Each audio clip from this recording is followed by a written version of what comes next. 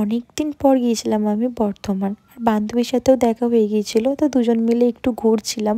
আর এর সাথে প্রায় 1 মাস পরে আমার দেখা হলো। মাঝে এসেছিল, গ্রামে একটা বিয়ে হচ্ছিল তার জন্য।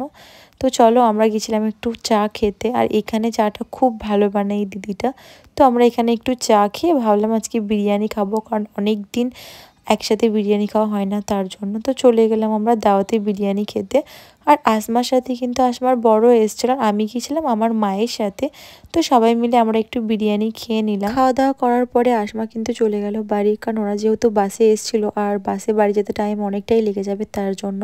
আর আমি এসেছিলাম একটু ভিমার্ট, আর মা তো আসতেই চাইছিল না, অনেকটা জোর করে আমি নিয়ে গেলাম মাকে। আর ওই টুকিটাকি কিছু ড্রেস আমি ট্রায়াল দিচ্ছিলাম, আমার ভালো না লাগলেও আমি ট্রায়াল দিই শুধু অনলি ফটো তোলার জন্য। আর এখানেই চলে এসেছিলাম একটা মেয়ের কাছ থেকে আমি অর্গানিক মেহেন্দি নিতে, জানি না কেমন কালার হয় অর্গানিক মেহেন্দি। আর সবার মুখে তো রিভিউ শুনেছি নাকি অর্গানিক মেহেন্দি লাগালে হাতের কোনো ক্ষতি হয় না, তার জন্য আমিও নিয়ে নিয়েছি একবারে 5টা মেহেন্দি। আর একবারে 5টা মেহেন্দি নেওয়ার পর জানতে পারছি এই মেহেন্দিগুলো নাকি ফ্রিজের বাইরে রাখলে নাকি খারাপ হয়ে যায়। যাই হোক, আমাকে তো এগুলো 2-3 মাস চালাতেই হবে, তার জন্য আমি ডিপ ফ্রিজে ভরে দিলাম। আর তারপরে এসেছিলো পার্সেল, তো সেটাকে ওপেনিং করছিলাম। তো আজকের জন্য এটুকুই, টাটা।